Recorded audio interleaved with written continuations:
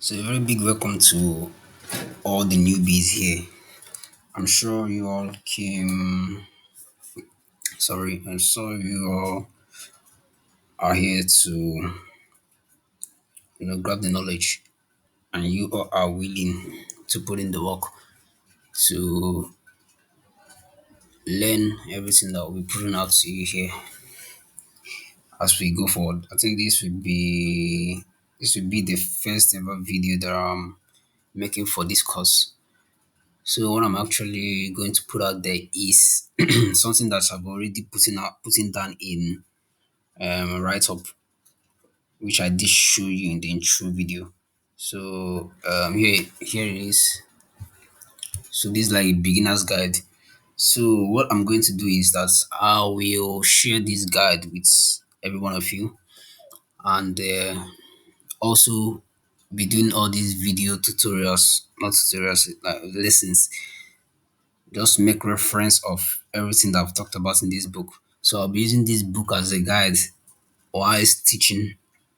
I actually wanted to make a PowerPoint presentation, but that would take a lot of time because um, making this guide here has already taken more of my time. So it's quite stressful. It's quite stressful just to make sure that you guys understand what I'm trying to say. Okay, so you'll be making references with both this video and this book here. Okay, so if you are reading through this book or this guide and you find something that is a little bit strange or difficult, you can make reference to this video. You can watch this video again, and you can get a clear understanding of what I was talking about in this guide. Also, you can reach out to me through DMs. Okay, through DMs. I don't think I want anyone asking questions in the group. I just want the group to be just straightforward information. Maybe when I put something out, maybe when I put a link for a video or whatever, there should be um there should be all I call it. Okay, let me say there should be a place where you can, you know, click and enter into that particular information I put out there, and then you can make your comments and all that. So I'll be splitting this video into four or maybe into five, like I've said in the introduction. So this should be a single video on its own. This and this should be like two videos or maybe one, just in that in case, maybe in case I don't cover everything here in one video, I can just move to the next video and then cover everything. Then this should be like, I think this I can't cover this in one video. It should be like two or three, and this particular topic here will be going on and on and on, maybe once a month after the initial lesson. Okay, this is just the basic for this video. This is just the basic. I won't want to make it that long. I think 15 minutes max. So let's get into it. I think I'm sharing my whole screen. So I have my trading view here and also this word file here. So I'll be switching in and out of both. Just make sure I pass out the information clearly. So let's begin. So what is Forex and the basics? What's Forex? So Forex is a short term of foreign exchange. Okay, it's a global marketplace where currencies are bought and sold. So imagine having all the countries in the world with their different currencies. So they actually trade all their currencies in forex. So the currencies that they trade together. Let's say you want to exchange your USD to naira, or you want to exchange naira to USD. That's um that's exchange there. That's exchange that you've made is what forex is all about. That's the forex you're hearing about. It's just the exchange of two currencies. So the forex market is like a marketplace where two currencies are traded. Okay. So the forex market is actually the largest financial market in the world. So you have forex market, you have bond market, you have real estate market, you have stock market. So the forex market is actually the largest, and there is a decentralized marketplace where world currencies are exchanged. So it's decentralized. That means there is no like this is the central, this is the central headquarters of forex. No, there's no central headquarters for forex. It's just it just spread across the world. So all the central banks of every country that uses separate currencies. I mean separate currency because if you talk about the euro is a currency that's used across Europe. So that means if you are pegging euro to naira, you are just pegging like the currencies of all the countries in Europe that uses euro to just Nigeria that uses naira. Okay, so it's decentralized. It doesn't have a headquarters or whatsoever. So as we move ahead, I will be making reference to TradingView just to show you like an example of our own currency pair, that's Nigeria to US dollar, so you can see what's going on there and how what is happening around us today in Nigeria is how it's printing on the charts. Okay, so um currency traders, also known as speculators, buy currencies hoping that they will be able to sell them at higher prices. So most of what's happen here is that the banks or institutions, they buy currency. Okay, they put large money to buy. Let's say they put large money to buy the euro against the dollar.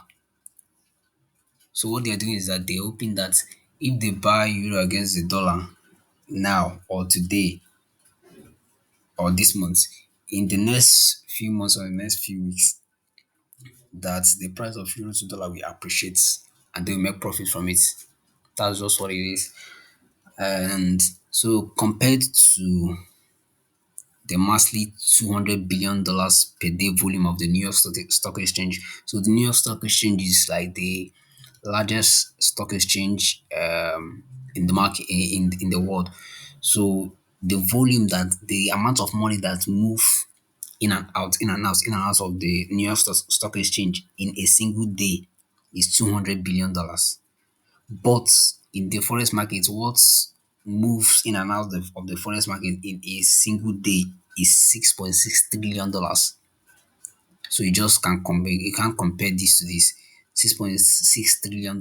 So our job now as day traders is just to be able to get just a pinch. It's like you have an ocean, you have a wide ocean there, like the Atlantic Ocean. So that's what the forest market is like. So our job is also to get a pinch of that. So imagine getting a pinch of $6.6 trillion. So there is no amount of money you make. Maybe even if you make $1 million in a day, it's nothing compared to the volume, the money that flows in and out of the market. Okay. So what else can we say here? Only tiny percentage of currency transaction happen in real economy involving international trade, tourism, like an airport or black market transaction. Instead, most of the currency transaction that occur in global forex exchange markets are bought and sold for speculative reasons. So all the exchange that we do in, maybe you want to travel for an education in the UK and you convert your naira to pounds, something like that. All those exchange that happens around the world in that manner is just a tiny percentage, just a tiny, very, very tiny fraction. It doesn't even, I don't think it doesn't even add much value to the financial market.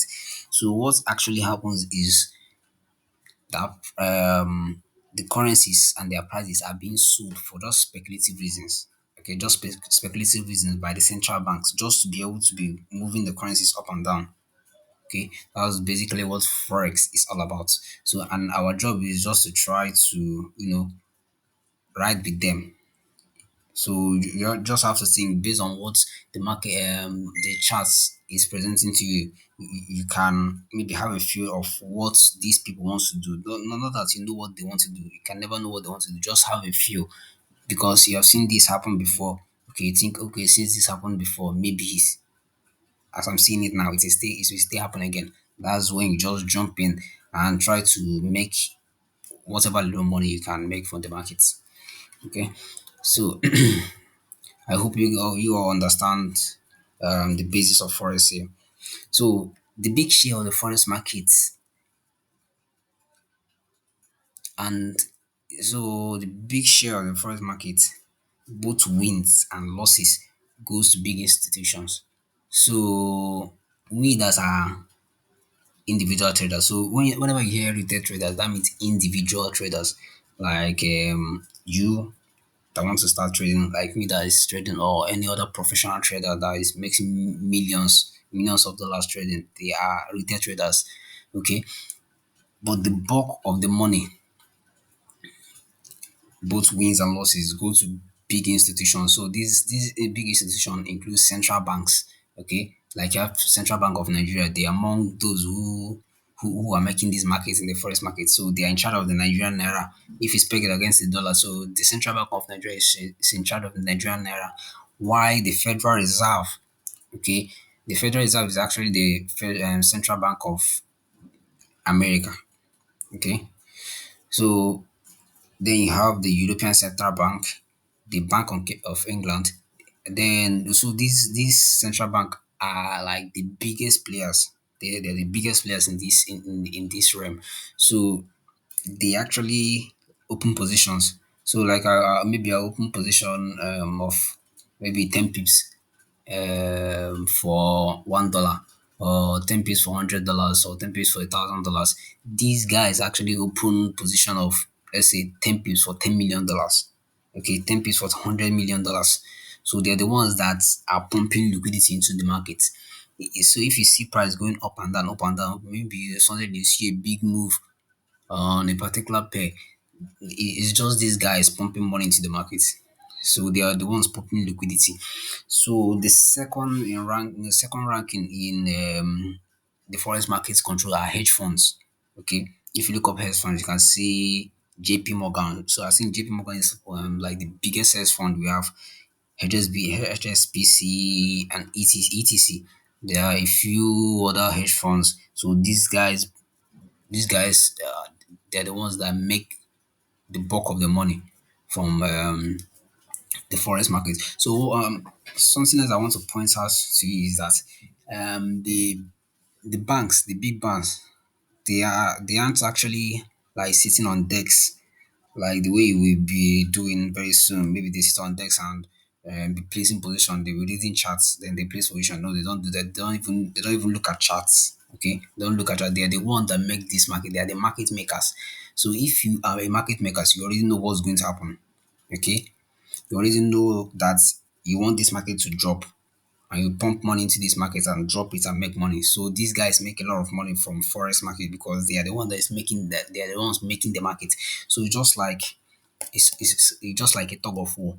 So if the Central Bank of Nigeria wants to drag up, maybe they want to drag up the price of naira to the US dollar, and the Bank of America wants to, the Central Bank of America wants to drive down the price.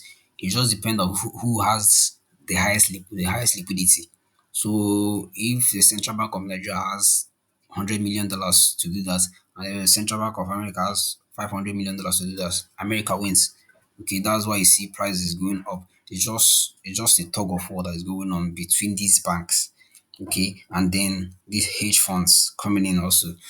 So, and these people doesn't sit on in front of the computer, like I said. The price movements and when they need to move price from point A to point B are already programmed into algorithms. Okay, they have already programmed this into computers because we are not in the 21st century. Nobody does when you sit on the desk, you raise your hand. Like that's what they do in the olden days.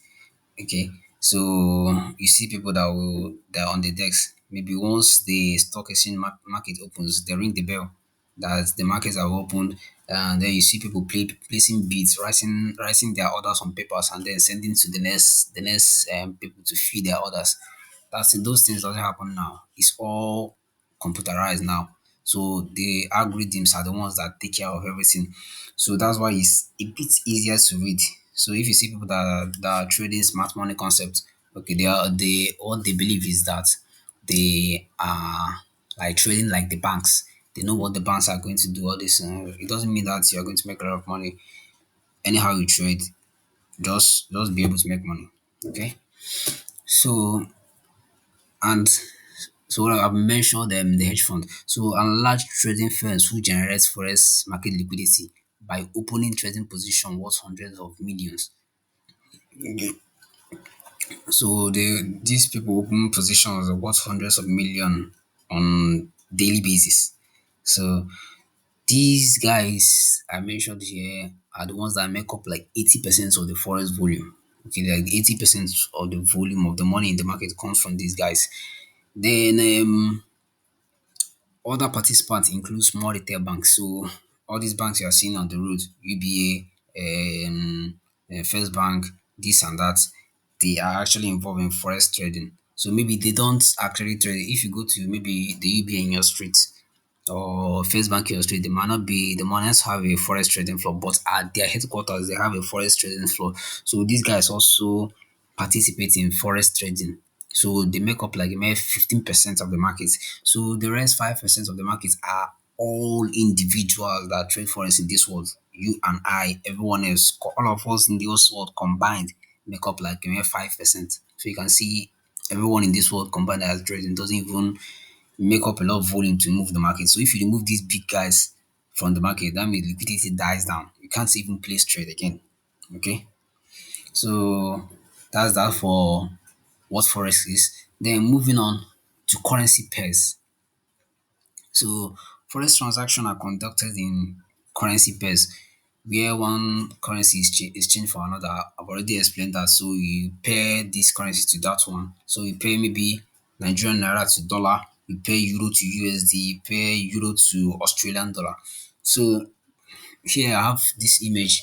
So you can look this image up whilst going through this. So but I will use the trading view to put out the information I want to give there. This is actually a trade and spotting now.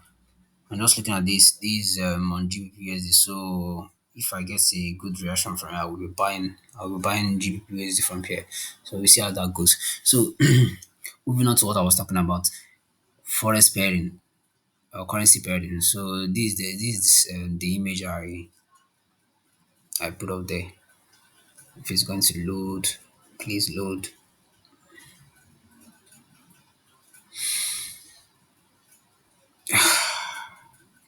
It's taking time.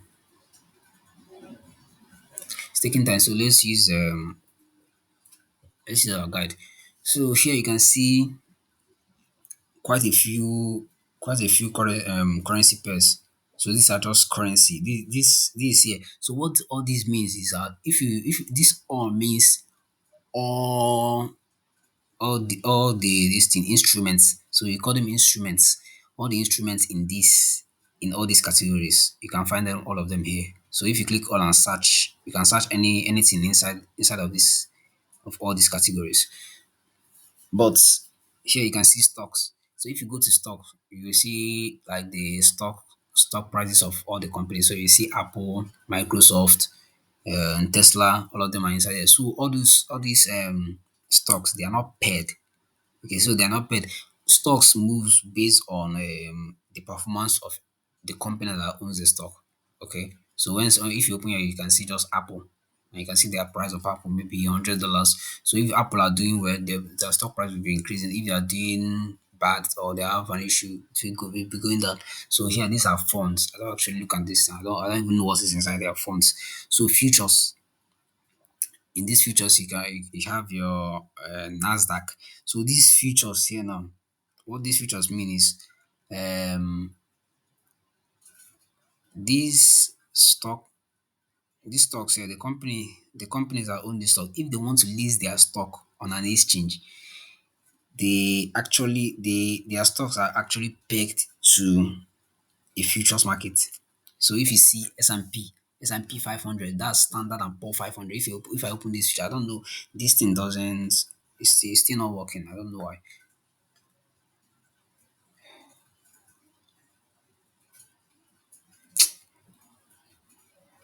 Wi-Fi is poor.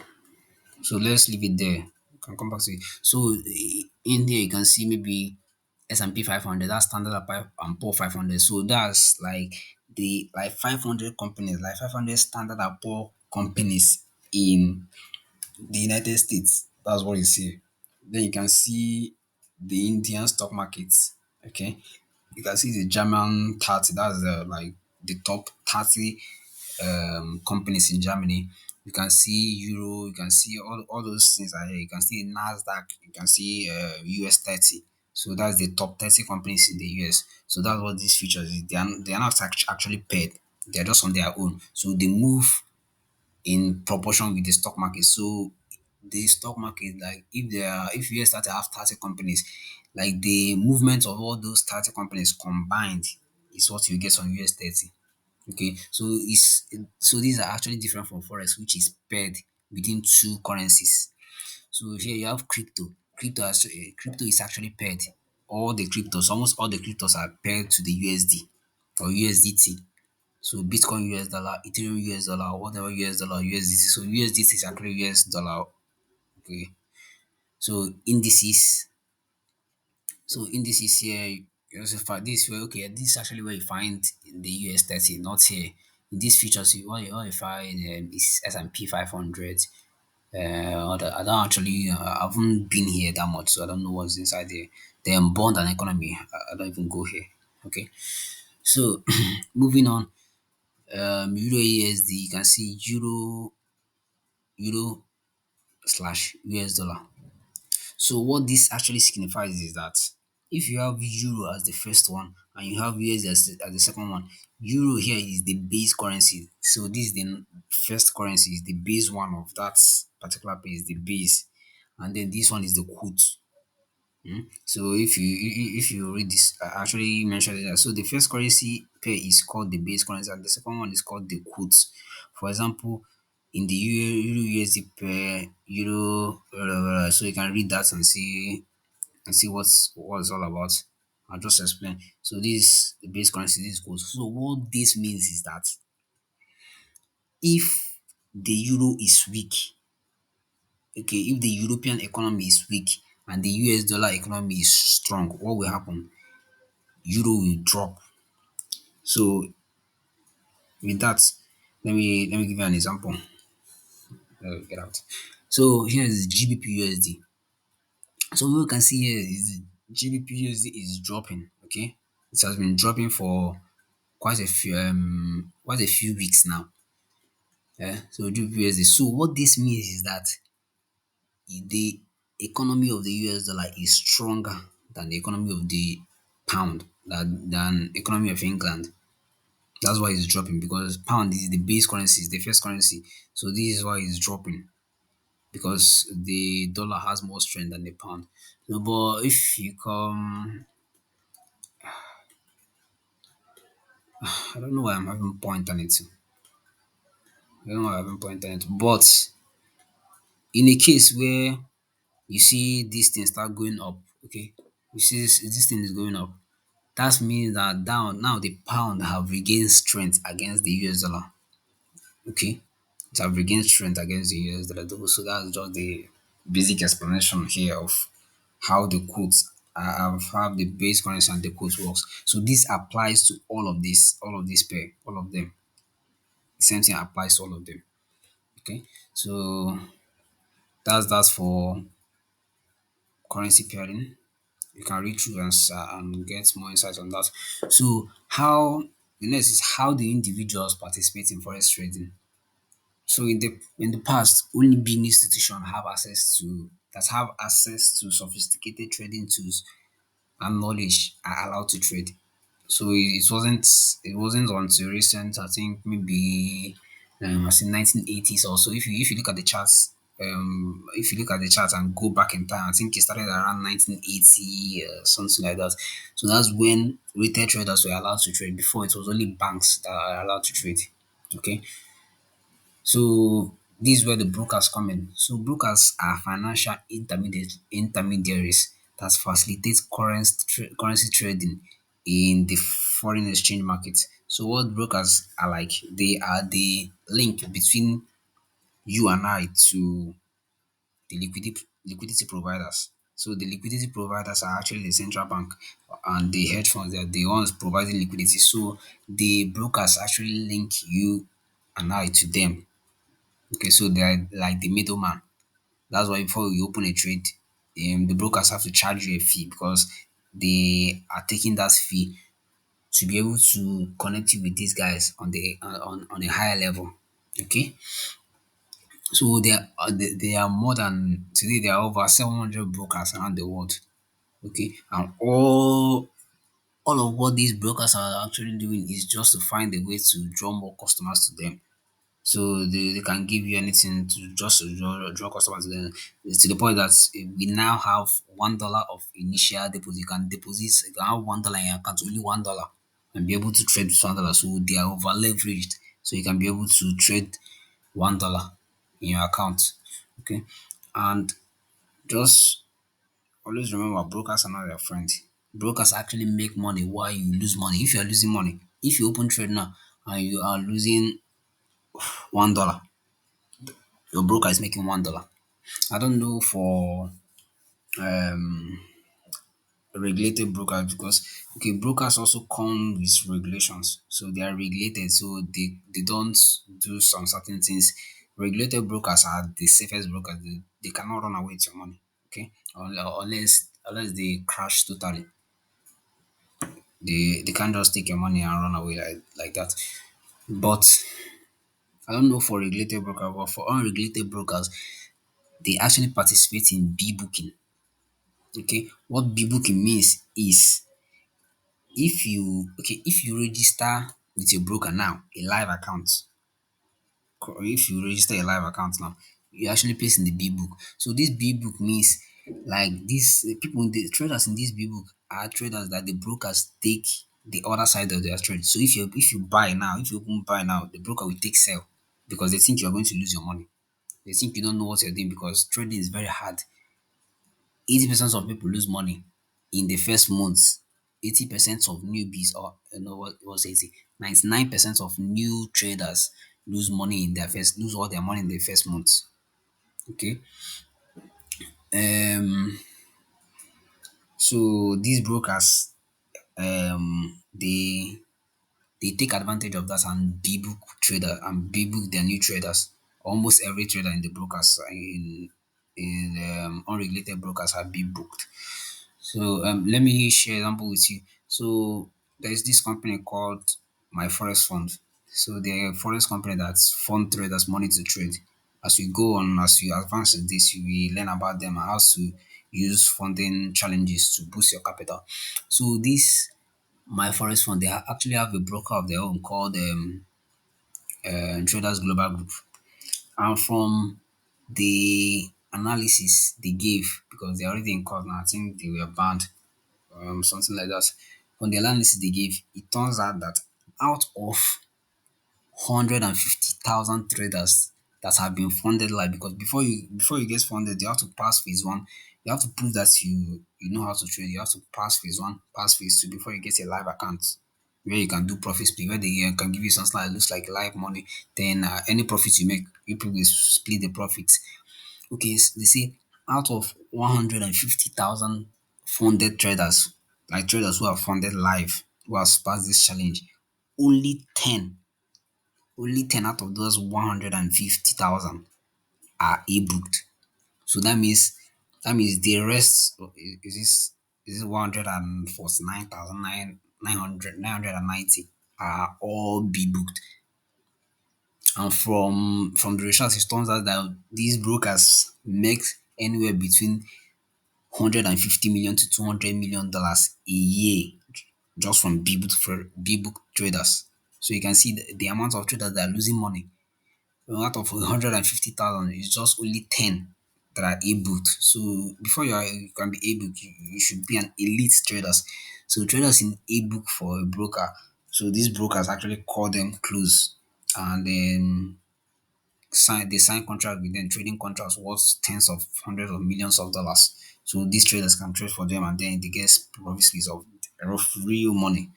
Okay, so that's to show you how tough this forex market is. It's not easy to make money here. Okay, it's quite easy to make money for, but to get out of that learning curve to get to the point where you make money is difficult. So that's why B booking is a business on its own. Okay, so then moving on, you now have an idea of what brokers is. So okay, so these brokers they make use of trading this trading platform called MT4 and NT5. So once you register with a broker, they give you an NT4 login or NT5, any word that you want to use. You have to choose your option. So NT4 is like the older version of NT5. So NT5 was is the recent one. So they give you your account number, login, and password. So you use this password, go to NT4 and then log in. So everything you have on your broker will be visible on the NT4. So in the NT4, this is where you are able to place a trade. You're able to open a trade, close the trade. You don't do that on your broker's website. You do this on NT4. So if you deposit $10 on your broker's website, it reflects immediately on the MT4 or NT5. So that's your trading platform. Okay. So account number, blah blah blah blah. Okay. Then chatting software. Okay. Chatting software is actually the software that you use to analyze your charts. So it's often advised that your chatting software should be far from your broker. Okay, because if you have an MT4 and you place drawings and write-ups in your MT4, your broker can see it. Okay, they can see it, but they can't see anything on your trading view. So that's why we utilize trading view for our analysis. So here, this is trading view here. Okay, this is trading view. This is where traders make the analysis and trading decisions. So once you see that you have an opportunity to buy, maybe you have an opportunity to buy from here, that's where you switch to your MT4. It looks like this. I actually spend a bit more on of it on intermediate. So you switch this and then place your trade from here and manage your trade from here. So that's the difference between the charting software and the MT4. So charting software is actually the trading view. So trading view is the most advanced charting software in the world. Okay, it's the most advanced. They have tools that can help you analyze the charts simply. Okay. Unlike NT4, NT4 is I think is outdated. You can analyze from NT4, but it's very difficult compared to trading view. Yeah. So that's that for our entry lesson on this, the basic. So I hope everyone understood what I was trying to what I'm trying to pass out here. And if there are any questions from this video, you can DM me and I will help you out. Also, don't try to DM me too much. Read on your own. Take this video, take this video that I just made, study it, and also study this guide here. I will be posting. I think I'll be using YouTube. I'll be using YouTube to do post this video. So if I post them on YouTube, I'll just share the link for you guys to watch, so you can be able to download and watch at your own pace. I actually wanted to use the software I'm using to record this video. That's Vimeo, but I don't think you can download videos from Vimeo. I'm the only one who can download the videos from Vimeo. You can't do that because they are just private. So and I don't want people to be going to Vimeo and be streaming videos. We're not in America here. Here, data is very expensive. So just download this once and you can watch at your own pace and then take notes and study. Okay. So that's it for this lesson. See you on the next one. Take care.